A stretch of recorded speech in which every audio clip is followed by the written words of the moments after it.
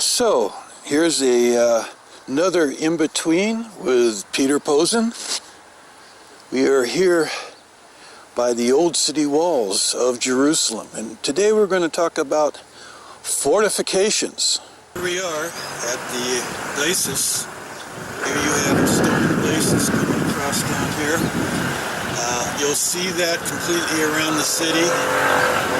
As we go inside the city, inside of the Jaffa Gate, you'll actually see a dry moat.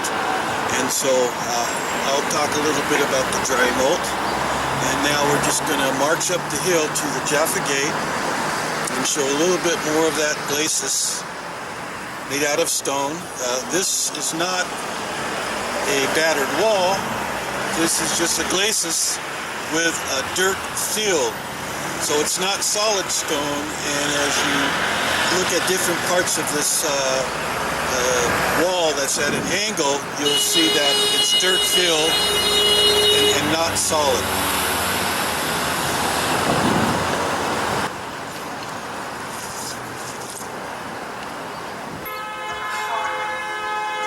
There you can see the tower, and there's the corner of the glacis.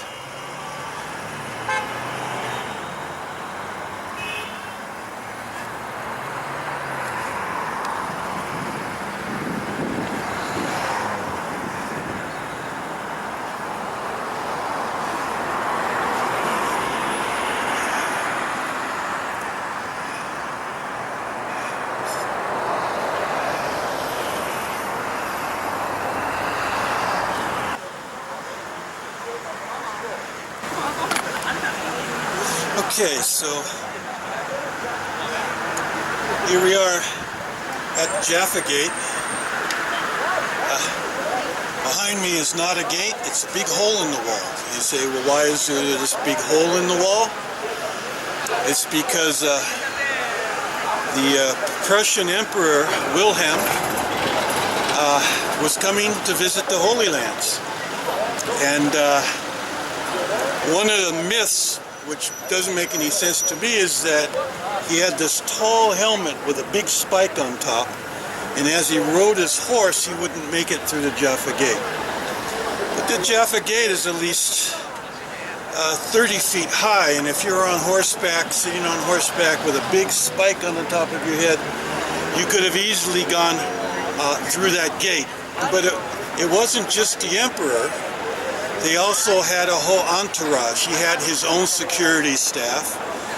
You had the Turkish army, a small detachment of the Turkish army, because, you know, this is the emperor, you know, and the emperor doesn't go anywhere without protection.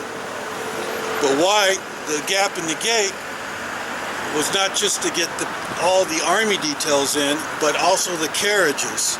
Because Wilhelm brought his family with him, his wife, and other relatives, and then he also has all his bureaucrats and all the people that handle him in his long trip. So anyhow, he needed this gap in the city in order to get those carriages in. And then as they entered into the city, they disembarked from the carriages and went to the holy places. So that's why there's a big gap in the wall. I'm going to take you up to the actual Jaffa Gate. Now the Jaffa Gate is called a postern gate. A postern gate goes like at an angle this. You come in and then you have an angle going into the gate. And a lot of the gates in the old city are postern gates. The Dung Gate down by the western wall used to be a postern gate, and they tore that out and made a great big straight-in gate, so all the traffic. So the traffic comes through this gap right here, goes around the Armenian quarter, and then down to the Jewish quarter, and then comes out at the Dung Gate. So it's a one-way traffic going this way. There's also an exit by the Zion Gate as well. But before this large gap was cut into here, there were all stores. It was almost looked like the Damascus Gate, which you went to the gate and it's all closed with all these stores. So they tore out all the little stalls of people trading and buying, and they enlarged this whole area. So as you can see, next to this big gap is the actual original gate built by Suleiman the Magnificent in the 1500s.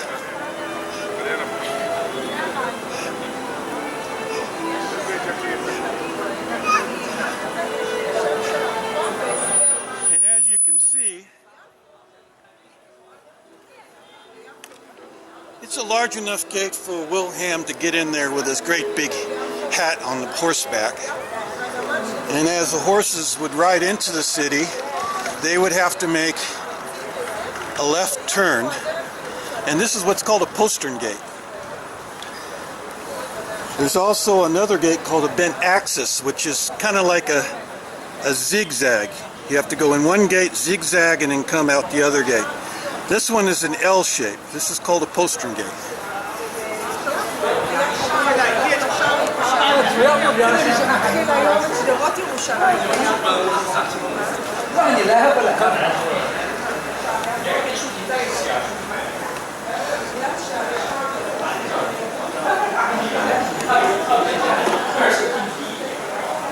So as you come in the gate, then you'll make a left turn.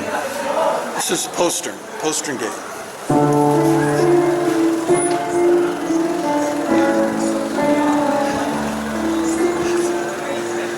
So this whole area was much narrower with shops on each side back in the 1800s. And this was a solid wall. This was a solid wall all across here.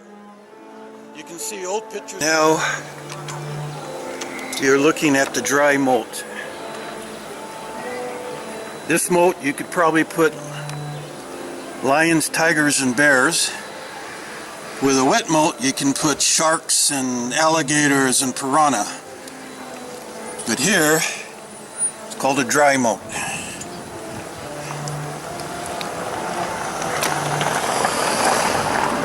Here we have these Herodian stones you see with the border around it. That's from the time of King Herod. Now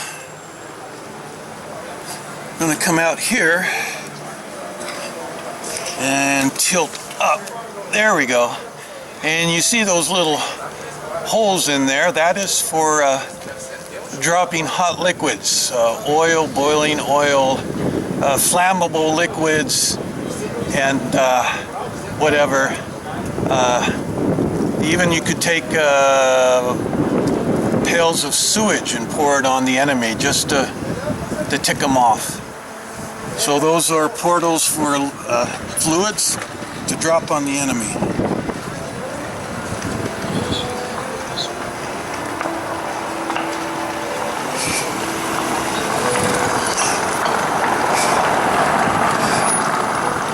All of this wall structure we see here is part of the David Citadel Museum, and inside of the museum there are various signs explaining which wall was built by the Mamelukes, which walls were built by the Crusaders, and which walls were the original walls built by King Herod. Now this area was underdeveloped until King Herod put a very large palace with fountains and pools and baths, and so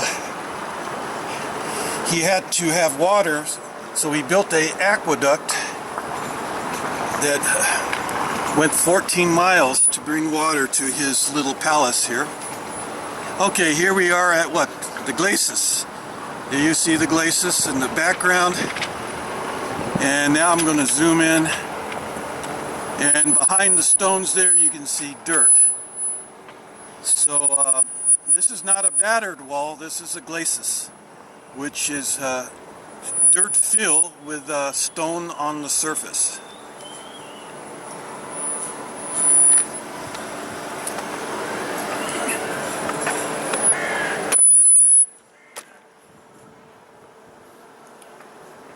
Here you have the dry moat,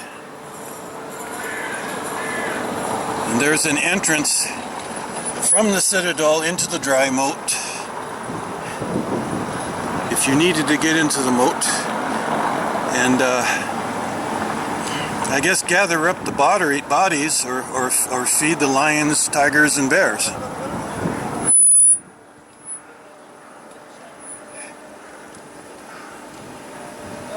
And there's the glacis.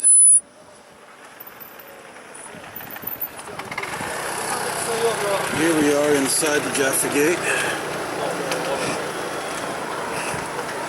And here we have a tower with a drawbridge. This is actually inside the city fortifications. If the enemy breached the walls and entered into the city, you run to the fortifications here and you would be safe.